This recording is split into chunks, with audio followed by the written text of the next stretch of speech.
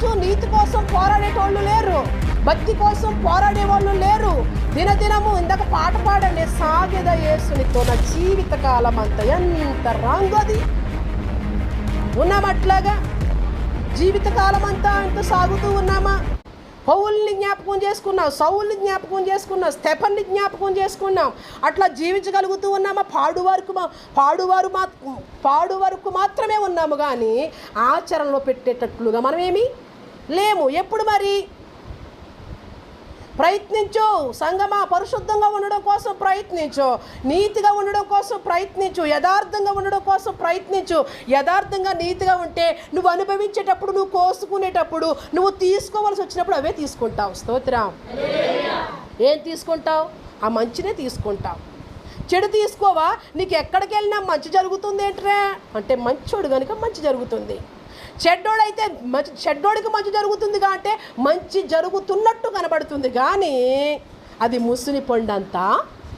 చెప్పండి, చెడ్డవాడికి మంచిగా ఉన్నట్టు కనిపిస్తుంది, కానీ అది అనుభవించేటప్పటికీ సొంతమయ్యేసరికి ముసుని పండు అంత చేదు. స్తోత్రం. ఇక్కడ పరిశుద్ధ కోసం, నీతి కోసం మీరు ప్రయత్నించాలి అంటున్నాడు.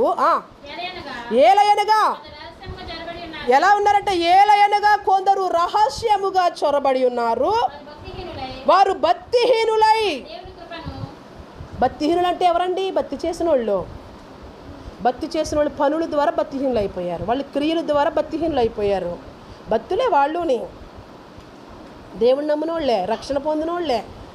కొంతవరకు జీవించారు, అంతవరకు కాదు, కొంతవరకు ఉన్నారు. తర్వాత మళ్ళీ ఏమొచ్చేసింది వాళ్ళలోకి? హీనత, భక్తిహీనత వచ్చేసింది. వాళ్ళు ఆ భక్తిహీనుల కోసం చెప్తున్నాడు. భక్తిహీనులు అంటే లోకస్తులు కాదండోయ్. భక్తిహీనులు అంటే ఎవరు? ఈ సంఘంలో ఉన్న మీరు ఎవరైనా భక్తిహీనులుగా ఉన్నారా? నడుస్తూ పడుస్తూ లెగుస్తూ పడుస్తూ ఉన్నారంటే మీరు భక్తిహీనురాలివి.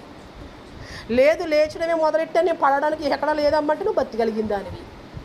లేదు, ఒకప్పుడు ఉన్నటువంటి ఆ యొక్క ప్రేమానురాగాలు విడిచిపెట్టేవాడు నువ్వు భక్తిహీనురాలివి. ఒకప్పుడు ఉన్నటువంటి ఆ మంచి క్రియలు విడిచిపెట్టేవాడు నువ్వు భక్తిహీనురాలివి. భక్తిహీనులని ఎలా చెప్తున్నావు అంటే క్రియలను బట్టి, వాళ్ళు త్రోవను బట్టి, వాళ్ళ యొక్క ఇష్టాన్ని బట్టి, వాళ్ళ యొక్క తీరును బట్టి వీళ్ళు భక్తులు కాదు అని నిర్ణయిస్తూ ఉన్నాం.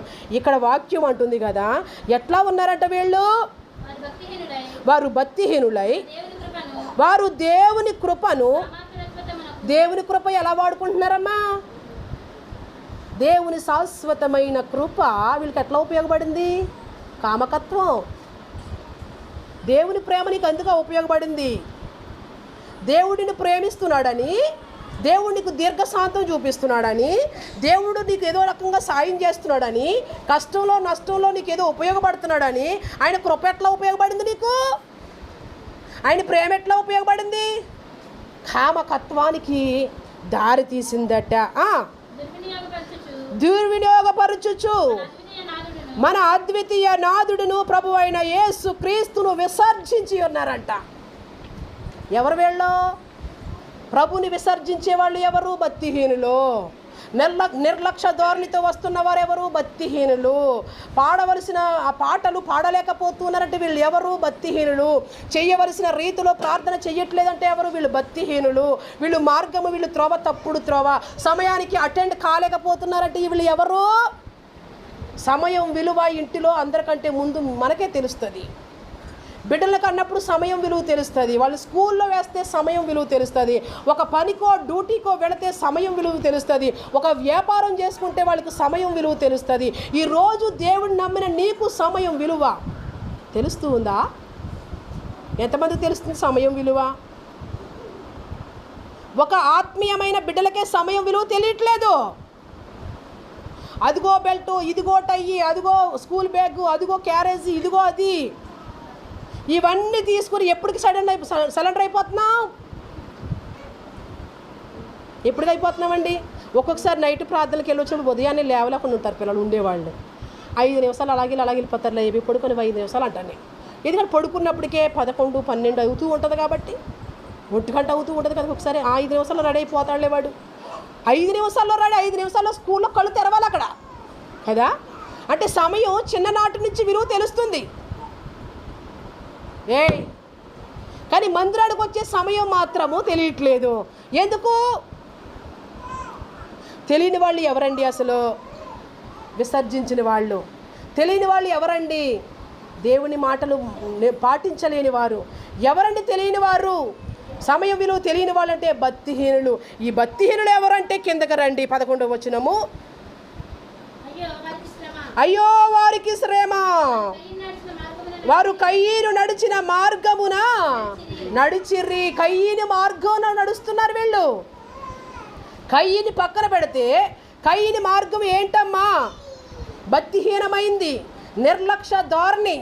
ఏదైతే ఏంట్లే, ఎక్కడైతే ఏంట్లే, ఎప్పుడైతే ఏంట్లే, ఎక్కడైతే దేవుడు కాదు. ఎవరని మాటలు ఇవి? ఒకవేళ కయ్యని మార్గం ఇంకేంటమ్మా? ఒకవేళ చేస్తే ఇట్లాగే చెయ్యాలా? ఎలా చేయాలి? హేబేలుగాళ్ళలాగే చేయాలా? భక్తి చేస్తే ఇట్లా చేయకూడదా? అంటే ఎవరిని ట్రాప్ చేసేస్తున్నాడు వీడు? భక్తి కలిగినటువంటి హేబేల్ని హేళన చేస్తున్నాడు. భక్తి కలిగినటువంటి హేబేల్ యొక్క ఆ లక్షణాలని తప్పుడు పట్టేస్తున్నాడు. నీకు కుదురుతుందిలే, నీకు సాగుతుందిలే, నువ్వు ఇస్తావు, నీకు వస్తుంది అప్పడంగా, నువ్వు పెడతావు, ఎంతైనా తెస్తావులే. దేవుని కృపను బట్టి ఎవరికి ఏం తక్కువ లేవండి ఈ రోజుల్లో. స్తోత్రం. అందరూ సమృద్ధిగానే ఉన్నారు, ఎక్కడో ఒకరు ఇద్దరు తప్ప. వారికి కూడా దేవుడే సహాయం చేయునుగాక. ఎక్కడ జారిపోకూడదు మనం. దేవుడు ఎట్లయినా చూస్తాడు, ఎట్లయినా సహాయం చేస్తాడు. ఎంత సహాయమో! ఈరోజు 2 క్యారేజీలు వెళ్ళిపోయినాయి అందులోకి కదా. పోటీ క్యారేజీలు వెళ్ళిపోతున్నాయి. ఎలా పోటీ పడితేస్తున్నారు. చూసి ఏమి నేర్చుకుంటున్నారు? మంచి నేర్చుకుంటున్నారా, చెడు నేర్చుకుంటున్నారా?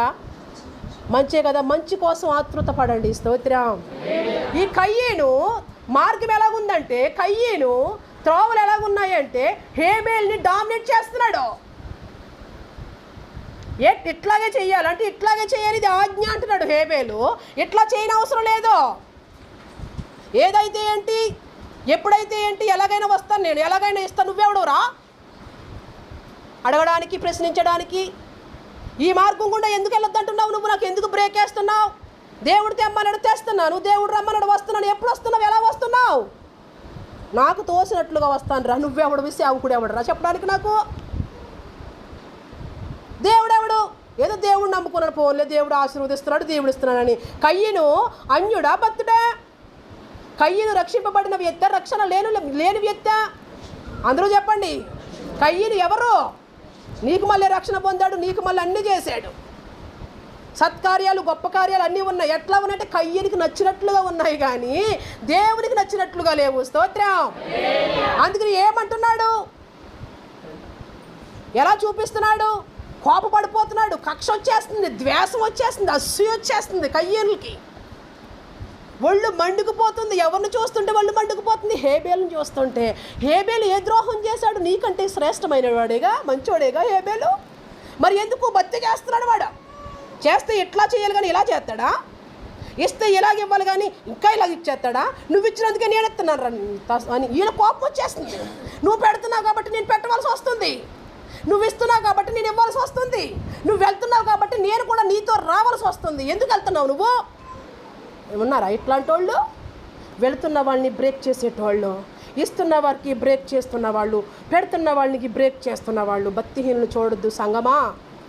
భక్తిహీనులు ఎందుకు చూడొద్దు అంటున్నారంటే, ఈ కయ్యని ఏమయ్యాడో చెప్తాను. దిగులు పడుతూ దేశదిమ్మరైపోయాడు, దిగుల్లో ఉండిపోయాడు, బెంగలో ఉండిపోయాడు.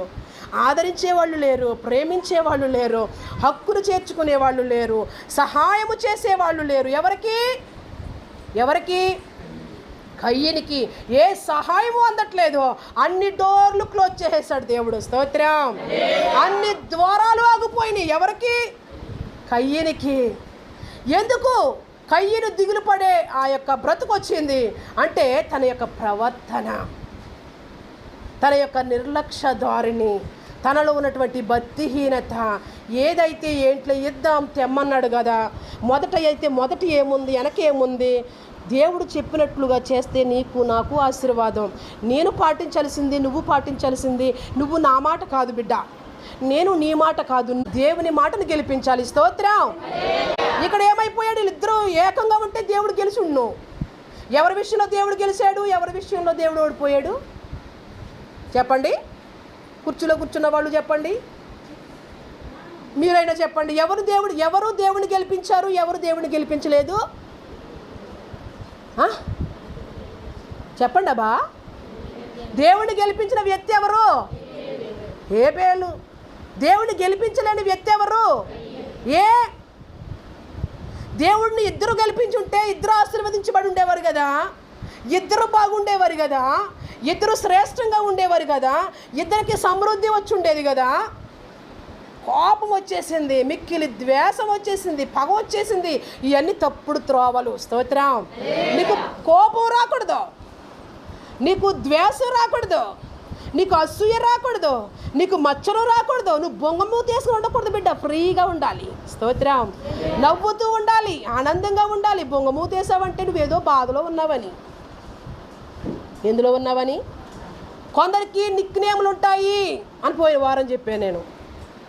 ఇక్కడి నుంచి వెళ్ళిపోయి వెంటనే ప్రిస్కిలనే ఫోన్ చేసి, అమ్మ నిక్నేమ్ కుక్క అన్నారు, నిక్నేము నక్క అన్నారు, నాకు కుక్క కోసం కల వచ్చింది అమ్మ, మరి నేను ఎవరినైనా నువ్వు కుక్క కాకుండా చూసుకో. నిజం ఇలాగే చెప్పానండి నేను. దాయకూడదు మరి. పెంపుడు కుక్క అయితే మేలు చేస్తుంది, పెంపుడు కుక్క అయితే సహాయం చేస్తుంది. ఊర కుక్క మేలు చేయదు, సహాయం చేయదు, కరిచేస్తుంది. అమ్మో మీరు అన్నట్లుగా అట్లానే ఉందమ్మ ఇక్కడ. అయితే ఆ మనుషుల నుండి వేరవు. నువ్వు పడిపోకముందే, పాపంలో పడిపోకముందే, లోకంలో పడిపోకముందే, చీకట్లో పడిపోకుండా నువ్వు లేవు. మరి చర్చిలో అడగకుండా ఇక్కడికి వెళ్ళి ఫోన్ చేస్తున్నావు ఏంటి నువ్వు? కుదురుతుంది కుదరకపోతుంది. మాకు ఒక తలకాయ నొప్ప ఏంటి, మాకు ఎన్ని సమస్యలు, ఎన్ని ఆలోచనలు. ఫోన్ చేస్తున్నావు, ఫోన్లో నీకు ఇవ్వడానికి రావాలంటే రాదు, నువ్వు వచ్చినప్పుడు ఏమైనా చెప్పుకోనంటే ఇది ఒక్కడే చెప్పండి అమ్మా. విడిచిపెట్టింది చేస్తున్నామని. వీళ్ళిద్దరూ ఐక్యంగా లేకపోవడానికి ఈ కయ్యను హేబేలు ఒకలాగా కయ్యన్ దేవుడే హేబేలు దేవుడు, హేబేలు దేవుడు కయ్యన్ దేవుడు. హేబేలుకేమైనా కొత్త దేవుడా, కయ్యన్కేమైనా మరో దేవుడా? కాదు కదా, వీళ్ళిద్దరు దేవుడు ఒకటే. మరి ఎందుకు వీళ్ళిద్దరు శ్రేష్ఠులు వేరు అయిపోయినాయి? వాక్యానుసారంగా ఉన్నాడు హేబేలు, వాక్యానికి విరుద్ధంగా ఉన్నాడు కయ్యను. అందుకే భక్తిహీనుడు అయిపోయాడు. ఇట్లా మనం ఉండొద్దు అని బైబిల్ చెప్తుంది. అది ఆదికాండం 4వ అధ్యాయంలో చూడని అవసరం లేదు. ఏం చేస్తున్నాడు? బలర్పిస్తున్నాడు. సామెతల్లో ఉంటుంది కదా, సామెతల్లో ఏముంటుందో తెలుసా అండి? సామెతల గ్రంథంలో ఒక మాట కనిపిస్తుంది, భక్తిహీనులు అర్పించే బలులు యెహోవాకు హేయం. భక్తిహీనులు అర్పించే అర్పణ బలులు హేయమట. భక్తిహీనంగా ఉండి ఏమైనా బలర్పిస్తే అది హేయం. భక్తిహీనముగా ఉండి ఏమైనా ఇస్తే, కానుకిస్తే అది కూడా హేయం అని సామెతల్లో కనిపిస్తూ ఉంటుంది. భక్తిహీనులు అర్పణ హేయము, భక్తిహీనులు బలులు కూడా హేయమనని. ఇప్పుడు ఇతగాడికి ఏ శాపం వచ్చింది, ఏ కష్టం వచ్చింది? దిగులు పడుచు, కష్టాల పడుచు, శ్రమల పడుచు, ఇబ్బందులు పడుచు, నానా తంటాల పడుచు, ఏ దిక్కుకెళ్ళినా అన్ని దిక్కులు ముయ్యబడిపోయినాయి. స్తోత్రం. గతించిన వారాల్లో చెప్పాను, బిగబెట్టొద్దని ఉత్తర దిశకు నేను ఆదేశించాను అంటాడు. స్తోత్రం. విన్నారా? గుర్తుకొచ్చిందా? అన్ని దిశలు ఆయనవే. నేను ఏ దిశ అయితే నీకు బిగబెడుతుందో, ఏ దిశ అయితే నేను ఆపుతుందో, నీ అభివృద్ధిని ఆపుతుందో ఆ దిశతో నేను మాట్లాడతాను. వదిలిపెట్టో, పంపించు. పంపించు, ఆర్థికమైన వనరులు పంపించని ఆ పరమట దిశకు నేను ఆదేశిస్తాను. పరమట దిశ నుంచి నీకు మేలే తప్ప కీడు రాదు అని. కానీ ఈ కయ్యనికి అన్ని దారులు మూసబడిపోయినాయి. ఏ కాకి అయిపోయాడు, ఒంటరివాడైపోయాడు. ఏ కోపంతో ఏం చేసేశాడు? చంపేశాడు. ఏం చూశాడు? మరణాన్ని చూశాడు. ఇంకేం చూశాడు? రక్తాన్ని కళ్ళతో చూశాడు. ఆ రక్తం ఏం చేసింది? రక్తమే ప్రాణముగా ఉండి ప్రాణము దేవునికి మొర్ర పెడుతుంది. నిర్దోషి యొక్క ప్రాణం తీసేశాడు కాబట్టి శాసిస్తూ ఉన్నాడు. ఏమని శాసిస్తున్నాడో తెలుసా? యెహెజ్కేలు గ్రంథము 35వ అధ్యాయము చూడండి. 2 మాటలు చెప్పి నేను ముగిస్తాను. 35:6 ఇక్కడ యేసు ప్రభువారు అంటున్నాడు, యేసయ్య అంటున్నాడు. యెహెజ్కేలు గ్రంథము 35వ అధ్యాయము ఓ నా జీవము తోడు.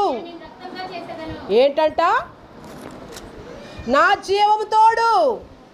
ఏం చేస్తాను? నువ్వేం చేసావు? రక్తం చిందించేటట్లుగా చేసావు. నువ్వేం చేసావు? కొట్టావు. నువ్వేం చేసావు? చంపావు. ఏమి విత్తుకుంటే అదే పంట కుటుంబానికి వస్తుంది. అశ్రద్ధ విత్తుకుంటే అశ్రద్ధ అనే పంట, సొనుగుతూ ఉంటే సొనుగుతూ అనే పంట, కష్టంగా ఉంటే అతి కష్టంగా ఉండే పంటే కోసుకుంటావు. దాతృతమైన పంట మనం ఏమాత్రం కూడా కోసుకోలేము. ఇక్కడ వాక్యం అంటుంది కదా, నా జీవం. ఇంకా ముందు చదువు. మరియు యెహోవా వాక్కు ప్రత్యక్షమై ఇలాగు సెలవిచ్చాను, ఓ నరపుత్రుడా, కేయీరు పర్వతము వైపు నీ ముఖం త్రిప్పు. స్తోత్రం. నీ ముఖము ఎవరి వైపు త్రిప్పాలి? ముఖం త్రిప్పేది ఎవరు? దేవుడు. ఇటువైపుకి ముఖం తిప్పి ప్రవచించు. ఏ వైపు ముఖం తిప్పమంటున్నాడు? షేయీరు పర్వతం వైపుకి ముఖం తిప్పు. షేయీరు పట్టణం వైపుకి నీ తల తిప్పు. ఏ ఇంటికి ముఖం తిప్పు? పలానా ఇంటికి ముఖం తిప్పు. ఏ గ్రామంలోకి ముఖం తిప్పు? పలానా ఈదులోకి నీ ముఖం తిప్పు. అక్కడ నేను చూపిస్తాను నీకు. స్తోత్రం. ఇప్పటి వరకు మనం చెప్తూ ఉన్నామే, మన మొహాన్ని తిప్పాడంతే దేవుడు. మన మొహాన్ని చాలా దూరం తీసుకెళ్తాడు నన్ను దేవుడు. స్తోత్రం. అమ్మో, ఎన్ని ఊర్లు వెళ్ళిపోతాను. మామూలు ఊర్లు వెళ్ళను. మామూలు ప్రయాణం, మామూలు జర్నీ కాదు నా జర్నీ. స్తోత్రం. మామూలు జర్నీయా? మామూలు జర్నీ కానే కాదు అసలు. చాలా తీసుకెళ్ళిపోతాడు. నీ ముఖం త్రిప్పు. ఎటు త్రిప్పు? ఎక్కడికి తీసుకెళ్లాలో, ఏ వింత చూపించాలో, ఏ కార్యం చూపించాలో అటు తిప్పుతాడు దేవుడే. ఇటు తిరుగు నువ్వు, ఇటు తిరుగు నువ్వు. లేకపోతే చెరువు కొట్టు ఎందుకు చూపిస్తాడు? చిన్న బిడ్డ ముఖం తిప్పకపోతే చెరువు కొట్టు ఎందుకు చూపిస్తాడు? ఏటు కొట్టు ఎందుకు చూపిస్తాడు? చెరువు కొట్టుని ఒక తోట, కొబ్బరి తోటలో ఉన్న ఆ యొక్క చెరువు కొట్టుని చూపించి ఆ చెరువుకి కాస్త దూరంలో ఉన్న ఇల్లు ఎందుకు చూపిస్తాడు? నీ ముఖం తిప్పట్టుకేసి తిప్పి డ్రైవింగ్ చేసేది ఎవరు? బిడ్డలారా, వీళ్ళని పాడు చేసే రిమోట్ నీ దగ్గర ఉన్నదేమో కానీ నిన్ను పాడు చేసే రిమోట్ దేవుడి దగ్గర ఉంది. స్తోత్రం. అందుకు నువ్వు పాడైపోకూడదు. వారిని పాడు చేయగలవు, వీరిని పాడు చేయగలవు. నిన్ను పాడు చేసే రిమోట్ ఎవరి దగ్గర ఉంది? అందుకనే ఆచితూచి మాట్లాడాలి. అందుకనే ఆలోచించి అడుగు వేయాలి. అడుగేసిన తర్వాత మేలైన కీడని అనుభవించాలి. స్తోత్రం. యెహెజ్కేలుతో చెప్తున్నాడు, నరపుత్రుడా, నీ మొహాన్ని పలానా వైపుకు తిప్పో. పలానా వైపుకి ఎందుకు తిప్పాలి అంటే అక్కడ మరణము చిందించబడుతుంది. స్తోత్రం. తర్వాత చదువు. నరపుత్రుడా, కేయీరు పర్వతం వైపు నీ ముఖము త్రిప్పుకొని దానికి మాట ఎత్తి ఇలాగు ప్రవచింపుము. ప్రభువగు యెహోవా సెలవిచ్చినదేమనగా, ఓ కేయూరు పర్వతమా. ఏంటంట? సేయూరు పర్వతమా, సేయూరు పర్వతమా, నేను నీకు విరోధిని. పర్వతానికి విరోధి, పట్టణానికి విరోధి, ఒక ఇంటికి విరోధి, ఒక గ్రామానికి విరోధి, ఒక వ్యక్తికి విరోధి ఎవరు? నీ పనులు బాలేనప్పుడు దేవుడు నీకు విరోధి. నీ ఆలోచనలు బాలేనప్పుడు దేవుడికి విరోధి. నీ భక్తి బాలేనప్పుడు దేవుడికి విరోధి. నీవు మందిరానికి వచ్చే తీరులో నువ్వు రాకపోతే దేవుడికి విరోధి. మందిరానికి వచ్చేటట్లుగా రాకపోయిన దేవుడు విరోధి అంటే అర్పించినందుకే కదా విరోధి. స్తోత్రం. సరిగ్గా అర్పించలేకపోతే దేవుడు నీకు విరోధి. స్తోత్రం. అమ్మో, దేవుడు మనకు విరోధిగా ఉండడానికి వీర్లేదు. దేవుడు మనల్ని చూస్తే ఆశీర్వాదమే ఆశీర్వాదం. స్తోత్రం. దీవెనే దీవెన, స్వస్థతే స్వస్థత, అభివృద్ధే అభివృద్ధి రావాలి యేసు నామములో. భక్తులైన వారు బాగుండాలి యేసు నామములో. భక్తి కలిగిన విశ్వాసులు దినదినము వర్ధిల్లాలి యేసు నామములో. మరి ఎక్కువ మీ వ్యక్తి చేయాలి యేసు నామములో. ఎక్కడ భక్తిహీనమైన లక్షణాలు మన సంఘములో ఉండకుండుగాక. ఆమేన్. తర్వాత చదువు. సేయూరు పర్వతమా, నేను నీకు విరోధినైతిని. నా హస్తము నీ మీద చాపి నిన్ను పాడుగాను ఏం చేస్తాడంట? నిర్జీవముగాను చేసేదను. నీవు నిర్జనముగా ఉండునట్లు నీ పట్టణములను. ఏంటంటే పట్టణాన్ని ఎలా చేసేస్తాడంట? ఎడారిగా చేసేస్తాడట. పట్టణం ఎలా ఉంటుంది? పచ్చగా ఉంటుంది.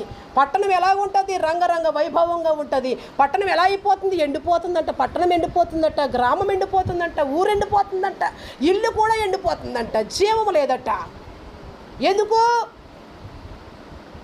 ఆ ఇంటికి, ఆ పట్టణానికి, ఆ ఊరికి, ఆ గ్రామానికి దేవుడు విరోధి. స్తోత్రం. ఎందుకు విరోధయ్యాడు? చెయ్యకూడని పనులు అక్కడ చేస్తున్నారు. ఎందుకు విరోధయ్యాడు? దేవునికి వ్యతిరేకమైన ఆలోచనలు ఆలోచిస్తున్నాడు. ఎందుకు విరోధమయ్యారు? దేవునికి విరుద్ధమైన మాటలు మాట్లాడుతూ ఉన్నారు. అందుకు దేవుడు వాళ్ళకి విరోధి. తర్వాత చదువు. నువ్వు పాడవుదువు. నువ్వు పాడైపోయిన తర్వాత యెహోవాను తెలుసుకుంటావు. నేను నీకు మళ్ళీ కాదు, నీ పనుల ద్వారా నువ్వు పాడైపోయిన తర్వాత నువ్వు యెహోవాను తెలుసుకుందువు. తర్వాత 6వ వచనం చదువు. నా జీవము తోడు నేను నిన్ను రక్తముగా చేసేదను, రక్తమే నిన్ను తరుమును. రక్తమే నీకు ఇష్టమయ్యింది కదా. కయ్యనికి ఏమి ఇష్టమయ్యింది? ఇప్పుడు దిగులుతో గడవడానికి, దిగులుతో నడవడానికి కారణం ఏంటి చెప్పండి అబ్బా.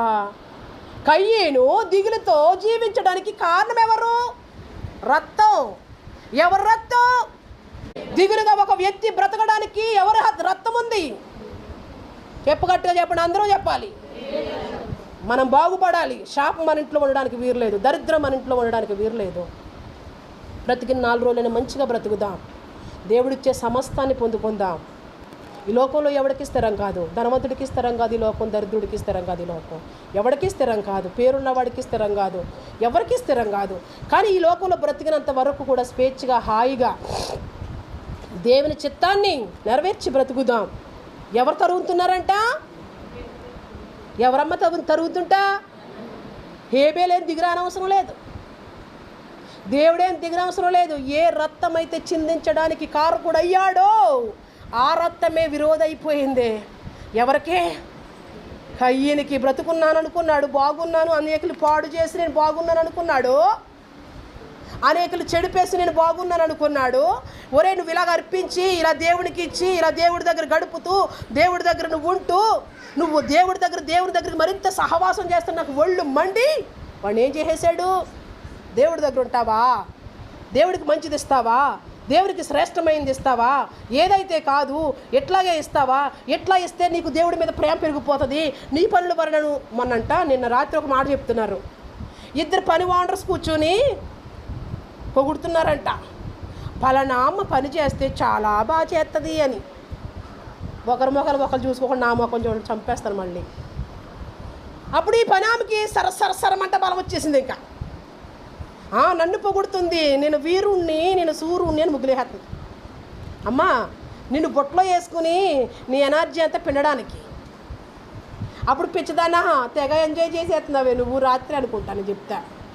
2 కూర్చుని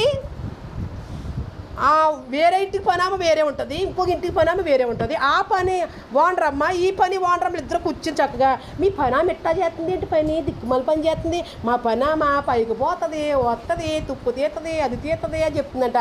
అవన్నీ ఎవరికైనా పడుతున్నాయి? ఇంకో పనామనేమో తిట్టేస్తుంది పని మనిషిని, ఈ పని మనిషిని పొగిడేస్తుంది. ఏమ్మా అందరు పని మనుషులు ఒకటే. ఒకరిని పొగుడుతుందంటే ఏంటి? అబ్బో నా గురించి మంచి చెప్తుంది మా వాండరమ్మని అనుకుని తెగ చేసేస్తారని. ఇక్కడ ఏం కనిపిస్తుంది? ఎక్కడి నుంచి వెళ్ళిపోయాను నేను? కయ్యని దగ్గర నుంచా? కయ్యని దగ్గర నుంచి వెళ్ళాను. ఎస్, కయ్యని దగ్గర నుంచి ఎందుకు వెళ్ళానో తెలుసా? కయ్యనికి పొగడతలు వస్తున్నాయని, హేబేలుకి పొగడతలు వస్తున్నాయని, హేబేలు అర్పణ దేవునికి యోగ్యంగా ఉందని, హేబేలు ఇచ్చేది శ్రేష్టంగా ఉందని, హేబేలు మీద యేసయ్య ఫోకస్ పడుతుందని, దేవుని ఫోకస్ పడుతుందని ఈ కయ్యనికి ఏమొచ్చేసింది? దేవుని దృష్టిలో హేబేలు శ్రేష్టమైన వాడిగా, ప్రత్యేకమైన వ్యక్తిగా ఉన్నాడని ఇతగాడికి ఏమొచ్చేసింది? ద్వేషం వచ్చేసింది, పక్షం, కోపం వచ్చేసింది. వీళ్ళనే చూస్తున్నారు, వీళ్ళనే పెడుతున్నారు, వీళ్ళకే ఇట్లాగా, వీళ్ళే ఇది ఉన్నారు. ఎట్లాంటి వాళ్ళు? మా పని మనిషి అంటే నీ పని మనిషే సూపరు, మా ఇంటి పనుల కంటే నీ ఇంటి పనులే సూపరు. కుళ్ళి అసూయ చెత్త చెదారం పెట్టుకుని కొంతమంది పొగుడుతూ ఉంటారండి. రక్తం కళ్ళ చూసేసాడండి కడకి కోపంతో. నువ్వు ఇంకా నష్టపోకముందే నువ్వు కళ్ళు తెరవబడాలి. యేసు నామములో స్తోత్రం. ఇంకా ఈ పతనం చాలు, ఇంకా ఏ పతనం మన ఇంటి జోలికి రాకుండానే మన కళ్ళు తెరవబడాలి. నువ్వు కీడు విత్తుతున్నావు, కీడే కోసుకుంటావు. నువ్వు మేలెలా కోసుకుంటావు. ఎదుటి వాళ్ళు ఇల్లు కూల్చేస్తున్నావు, నెక్స్ట్ కూలిపోయింది నా ఇల్లే. స్తోత్రం. ఎదుటి వాడి యొక్క అభివృద్ధికి కాళ్ళు ఇరగొడేస్తున్నావు, నెక్స్ట్ నీ అభివృద్ధికి కాళ్ళు ఇరిగిపోతాయి. స్తోత్రం. ఒక ప్రత్యేకమైన స్థానములో హేబేలు కనిపిస్తున్నందుకు కయ్యనికి ఈర్ష్య వచ్చేసింది. ఆ ఈర్ష్య కాంత, పగ కాంత, ద్వేషం కాంత రక్తం చిందే కడకు తీసుకెళ్ళిపోయింది. నీ పగ ద్వేషంగా మారకూడదు. స్తోత్రం. నీ కోపము హత్యగా మారకూడదు. స్తోత్రం. నీ పగ ద్వారా, నీ కోపం ద్వారా, నీ ఈర్ష్య ద్వారా, నీ గర్వం ద్వారా నీ ఇల్లు పతనం అవ్వకూడదు. స్తోత్రం. ఇక్కడ రక్తం చిందించిందంట. చదువు. రక్తమే కదా నీకు ఇష్టమైంది కయ్యను. ఇప్పుడు ఆ రక్తమే తరిమేస్తుంది నిన్ను. మనిషి తరవడం అవసరం లేదు బిడ్డలారా. హల్లెలూయా. దేవుడు చూచుచున్న దేవుడు, ఎడారిలో నీటి ఊటను పుట్టించే దేవుడు. కొన్ని సిమ్టమ్స్, కొన్ని లక్షణాలు సారములు లేకపోయినప్పటికీ, వ్యతిరేకతనము సారములు ఉన్నప్పటికీ సహాయము చేసే దేవుడు, ప్రేమించే దేవుడు. ఎక్కడ ఇస్మాయేలు చనిపోతాడేమోనని నీటి ఊటను చూపించి ఆ నీళ్లు త్రాగించి జీవింపచేసే దేవుడు ఏం వెంటాడుతుందని చెప్తున్నాడమ్మా? రక్తం వెంటాడేస్తుంది నిన్ను. చనిపోయాడు నాన్న, చనిపోయాడు హేబేలు లేడనుకుంటున్నావా? ప్రవక్త లేడనుకుంటున్నావా? సేవకుడు లేడనుకుంటున్నావా?